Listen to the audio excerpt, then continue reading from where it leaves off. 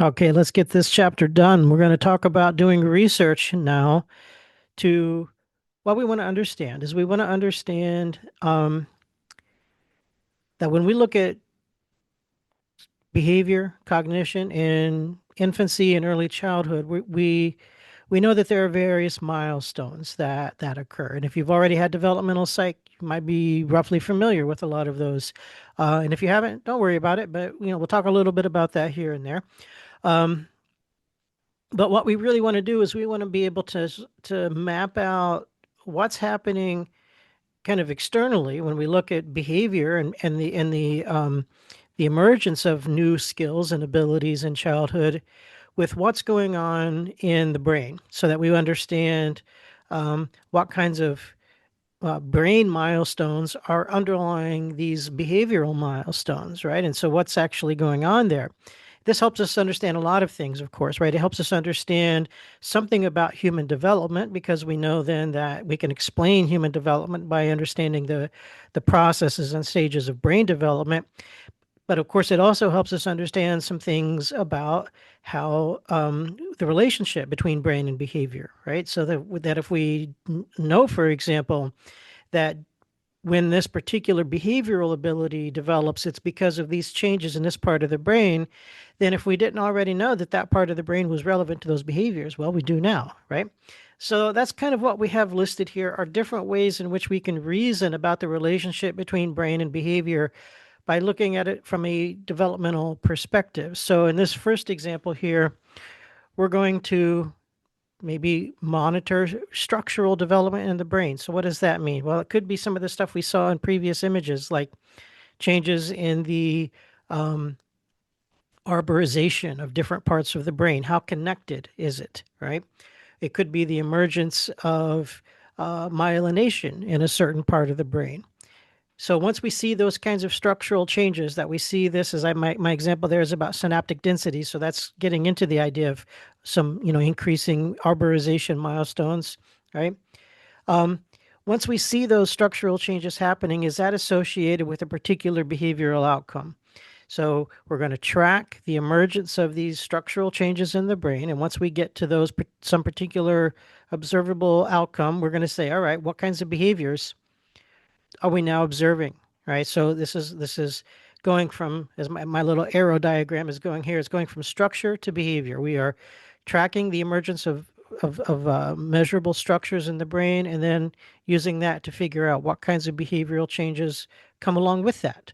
Right. So in this example, as I said, I'm tracking synaptic density, and what we might find is that there's a particular increase in synaptic density that happens in childhood, and then maybe there's another one that happens later in adolescence.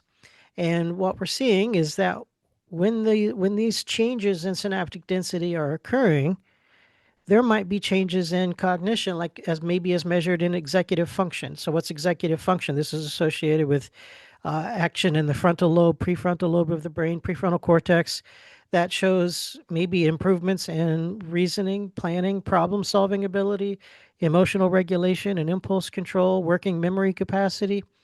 Lots of these kinds of things are associated with executive function, and we can map those to certain structural changes in the PFC, prefrontal cortex, at certain times in the lifespan, right? So we saw the structure, and then from that, we get some behavioral cognitive outcomes.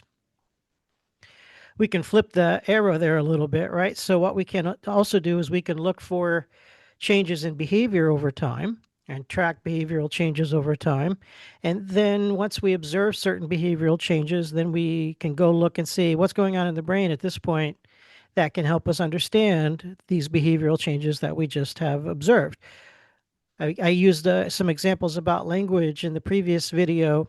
So in this case, we can talk about how children start to go through what do we get? Our first word is right around 12 months.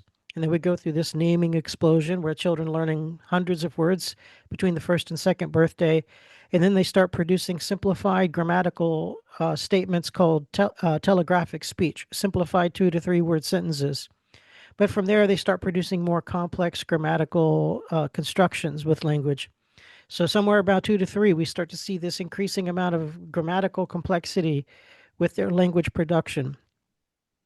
This would suggest then that some language centers of the brain are maturing. So let's go look and do some imaging to see what parts of the brain are really changing right now. And we can say that, oh, because of these, we're observing these kinds of language changes now, and that happens to map to these particular changes that we can find. So we can point to those areas of the brain and their development as underlying these emerging grammatical abilities in language production. Or we can bring in a third variable, right? So that's the bottom point here. Some third variable might predict both behavioral outcomes and structural changes in the brain. This relates to some of the stuff that I was talking about the exposome and epigenetics, experiential epigenetics earlier, right? So the idea is that if we have an individual where they have experienced some degree of early childhood stressors, significant stressors, and we happen to notice that there's also maybe some changes in their cognitive abilities, maybe reduced memory, working memory capacity, maybe reduced emotional regulation. So we're going to suggest, okay, there's maybe a causal factor here at work where these external stressors have impacted these cognitive abilities. But what's also happening in the brain, right? So if we can also then go and do imaging and other sorts of measurement in the brain to say, okay, what we can see here is that the stress has done this to their brain, and then that's also associated with these kinds of behavioral and cognitive outcomes as well. And we can understand that from a developmental perspective, especially because one thing that we can do is this can be done at different ages. It's one thing to see what the effect of certain kinds of significant stressors are on a 2 or 3 year old child versus a 5 or 6 year old child, and maybe the effect that those experiences and events have on brains of different ages looks a little different. And on top of that, the way it looks behaviorally also looks a little different. And that's going to kind of teach us a lot about how the brain responds to these environmental point inputs at different points in the lifespan. Of course, it will look very different for somebody who's even much older. Okay, couple of other examples here, right? So here we have some milestones related to motor control.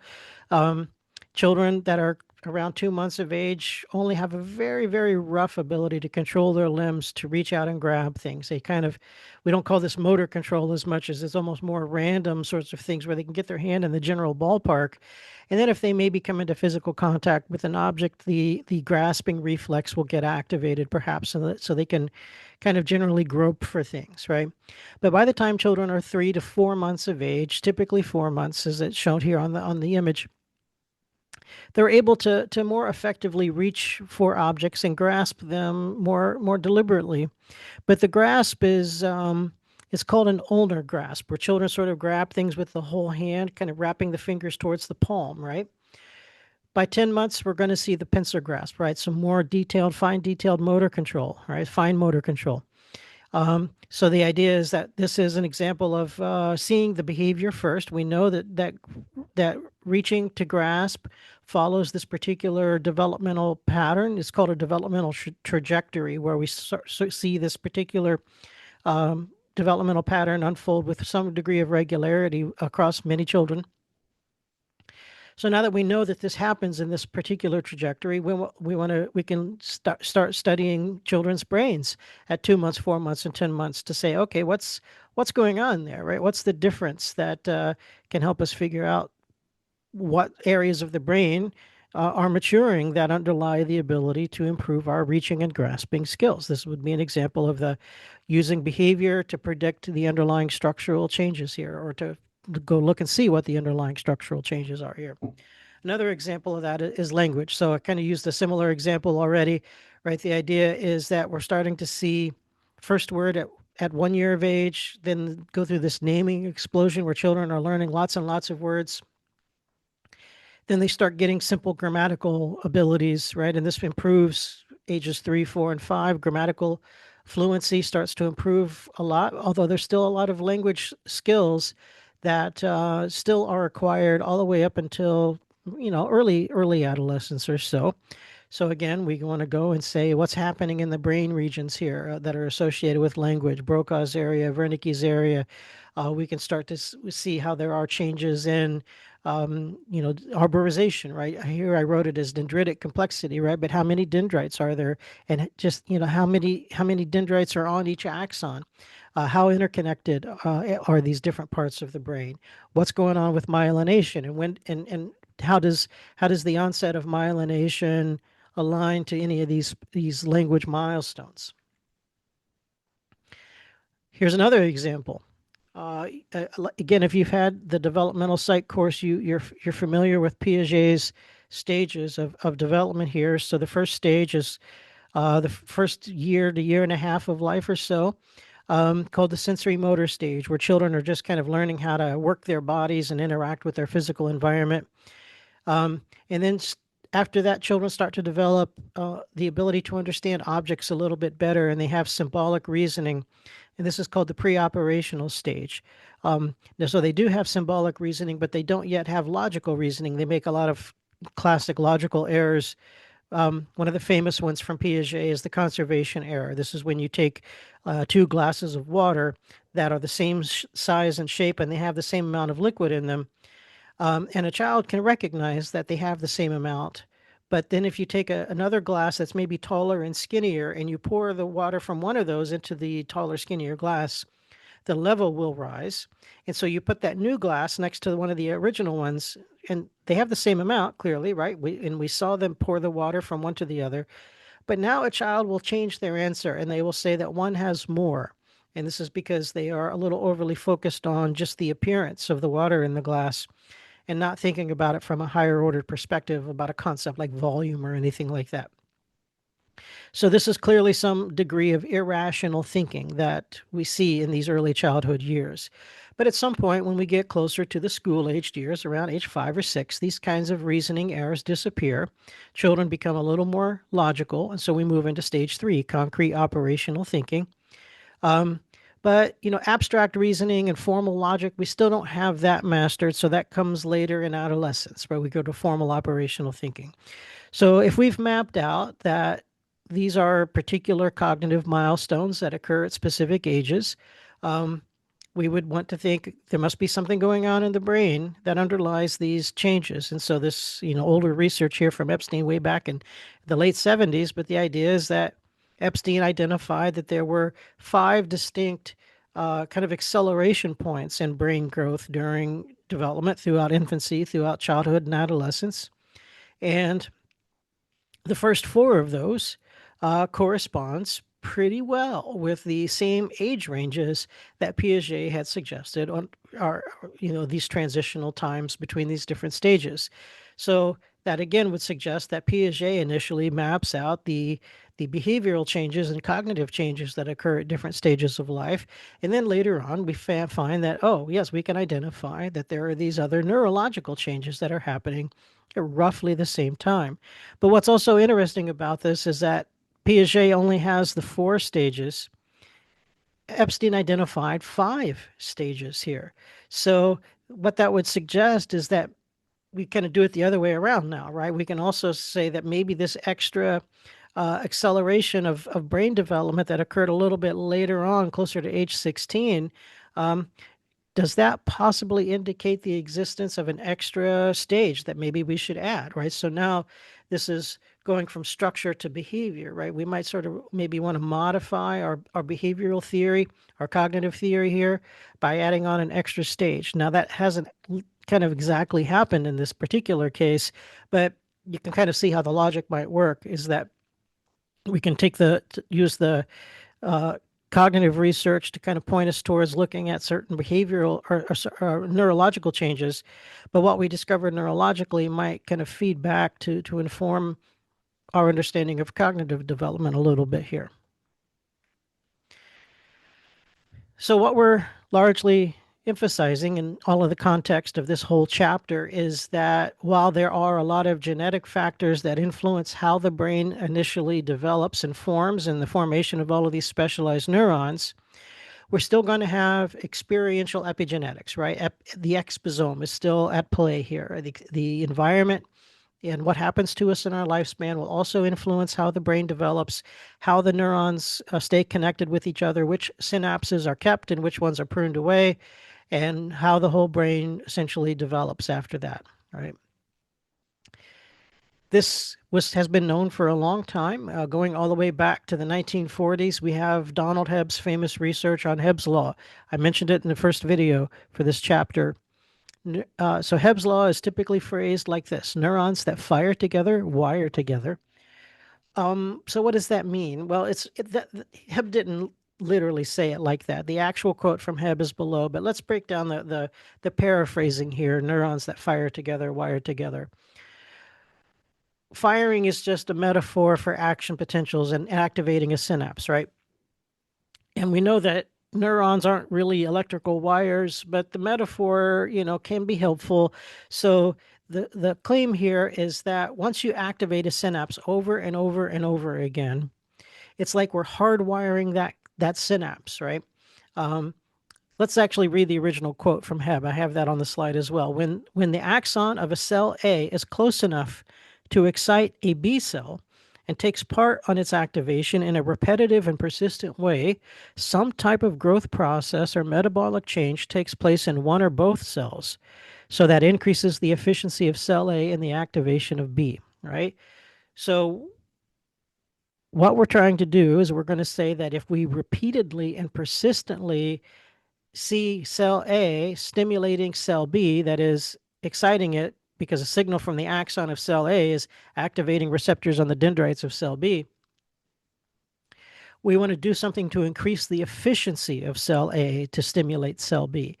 And it's going to be a metabolic or growth process in either or one of those two cells. So, what would that look like? Well, that could look like for cell A, that could mean making more neurotransmitter, because if we can synthesize more neurotransmitter, then when the action potential reaches the axon terminal, it dumps more neurotransmitter into the synaptic cleft.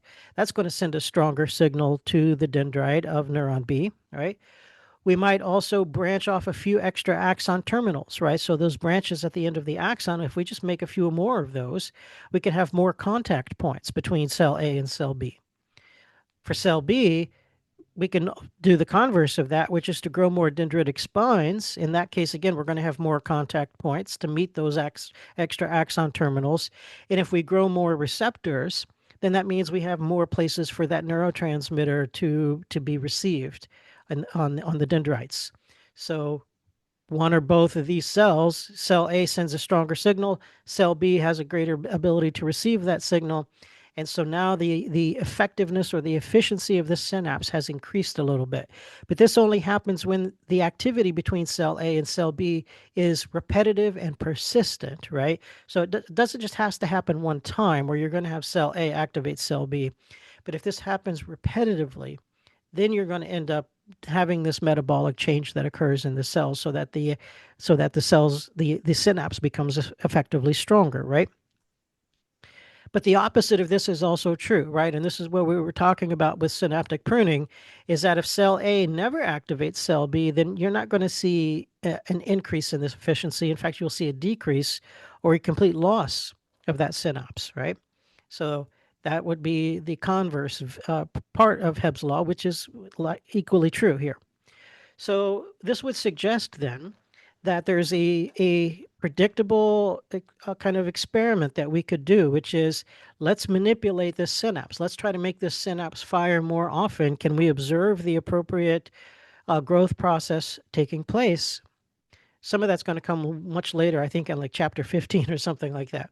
But what we can do developmentally is have individuals kept in either a enriched environment where they have lots of experiences, and that means that we're going to have more synapses get activated in these highly enriched early lifespan experiences, or we can keep them in more deprived environments and find that they have fewer synapses as a result, right? Now, we don't do a lot of this with humans, maybe for obvious reasons, but Hebb did a lot of this with rats.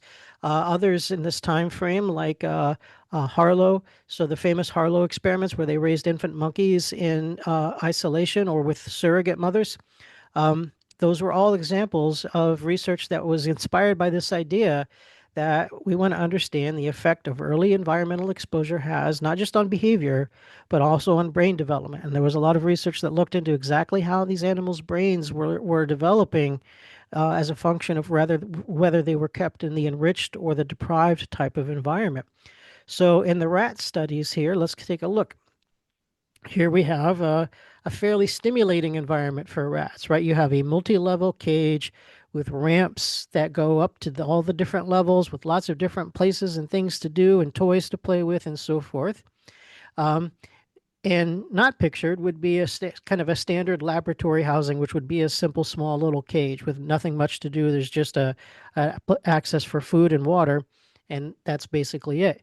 And you can see the amount of arborization on their neurons, right? So those kept in the more complex, enriched environment have a much larger, much more arborized neurons here. Let me go back to the previous slide. So we're seeing that their neurons here larger with more synapses and more astrocytes even, right? That is um,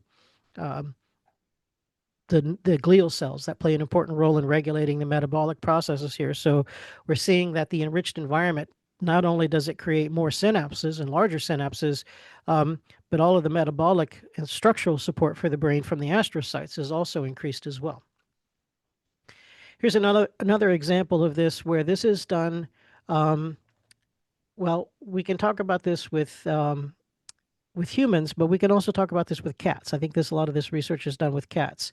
Um, so we have cells in the visual area of the brain that are dedicated to processing information coming from either the left eye or the right eye. And these neurons can be side by side in certain parts of the brain, and they're mapping out retinal positions from both eyes together so that we can coordinate the input from both eyes. And this helps us kind of important for binocular vision, right? Stereoscopic depth perception. Um, so we see in early life, in early infancy, these neurons, these are just drawings to approximate what's going on here, but these neurons are not very arborized quite yet, right? But as development occurs, we start to see increasing amount of arborization. And on the left-hand side, we're looking at sort of normal development. So the neurons are connecting up with each other, right? And we start to see more synapses and more dendrites here. But what happens if we take one kitten in this case and we keep one of their eyes closed so that maybe their right eye, for example, is closed, so that now we don't see what happens. We see arborization happening for the neurons processing input from the left eye, but we don't see very much changes. We actually see a reduction in the arborization uh, for the neurons that process information for the right eye. So we're again seeing that this lack of experience and lack of appropriate environmental exposure, it prevents the brain from developing properly. And not only do the neurons that process information for the right eye fail to develop properly, but the interconnections between the left eye neurons and right eye neurons don't properly form. And that means the kind of binocular vision that's necessary for good depth perception will also not be present because of the lack of the ability to see um, um, coordinate the input from the two eyes. So this is an example, going back to these research methods that we started with here, of the third variable stuff, right? What happens if we do something like deprive and create this environmental deprivation? What effect does it have on brain development? Well, we see that here in these images, but also what effect does it have on actual behavioral ability? In the case of visual ability and depth perception will be impaired. So what we are now seeing here is that, yes, early experiences are critically important for how the brain develops. And then that means then that there's a lot that we can say that when it comes to any sort of psychopathologies that are related to brain development, how much of that can be associated with early exposure related concerns? And the answer is a lot of it, right? So as we've suggested, stress is not so great, right? Stress hormones, cortisol, epinephrine, these can have effects on the brain. Maybe because one thing that happens is that cortisol is going to help stimulate the limbic system. These are the emotional centers of the brain. And that means the amygdala, for example, is going to eventually become overstimulated. And then that maybe increases the arborization and connectivity of the amygdala. So it gets bigger. And what does that mean? It means that now, because of Hebb's law, early childhood stressors might increase the connectivity of the amygdala, making it more susceptible to responding, right? So anytime we activate the amygdala, this is associated with fear and aggression. So does that possibly mean that we have created an overly sensitized amygdala so that now as an adult we have a person whose amygdala is hypersensitive and they are hyperreactive to stress and hyperreactive to mild stressors? And could that be associated with some sort of stress related disorder, emotional regulation, or anxiety disorder? And the answer, of course, is yeah, that could be the true. That could be the case, right? Stress hormones also have the opposite effect on the hippocampus. They tend to suppress hippocampal activity, and so it gets smaller. So now, a person who's exposed to, say, significant stressors in early childhood, does that mean that their hippocampus gets smaller and then they end up maybe having memory problems? Uh, and again, yes, the answer is that definitely could be the case, right? Um, Nutritional stuff, right? So again, I talked about folic acid in the previous video. So what happens if we don't have enough caloric support? What happens if we don't have enough of the appropriate vitamins and minerals to improve metabolic functioning so that we have the appropriate energy needed for brain development? Well, maybe the outcome is obvious at this point, right? We're going to have a reduction in the energy available for neurogenesis, neuromigration, synaptogenesis. That means reduced brain size and other cognitive delays. And I mentioned in a previous video the epigenetic stuff about teratogens, right? Alcohol exposure, other kinds of drugs and pollutants and things of that nature, say lead exposure. These all can have various effects at different stages of brain development. They can alter neurogenesis, right? So fewer neurons. They can alter neuromigration, so neurons don't migrate to the appropriate places. They can alter arborization, so you end up with overconnected or underconnected regions. They can alter pruning, so that synaptic pruning doesn't necessarily happen correctly. And so, where an area of the brain that needs to be pruned down maybe fails to do so. And this again might result in certain forms of overconnected regions of the brain. So, can this account for things like developmental disorders like ADHD or autistic spectrum disorder? And yes, again, the answer is a hard maybe there. I keep saying maybe only because I don't want to make any definitive claims that this causes that, but rather the amount of complexity is such that it's really hard to do this. But certainly, it's not controversial at all to say that all of these kinds of early environmental exposure related issues are certainly and absolutely affecting brain development, epigenetic expression in the brain, and this can now be implicated in a lot of different developmental concerns. Okay, I believe that is the last slide for all of this, right? Oh no, there's a little bit more. Sorry, on the pathology issue, right? So here we're talking about things like altered neuromigration and altered cellular differentiation, in particular, has directly been implicated in schizophrenia. For example, there are specialized neurons called pyramidal neurons in the hippocampus. And if these don't appropriately differentiate, remember we got to have those progenitor cells that differentiate into specific neurons, right?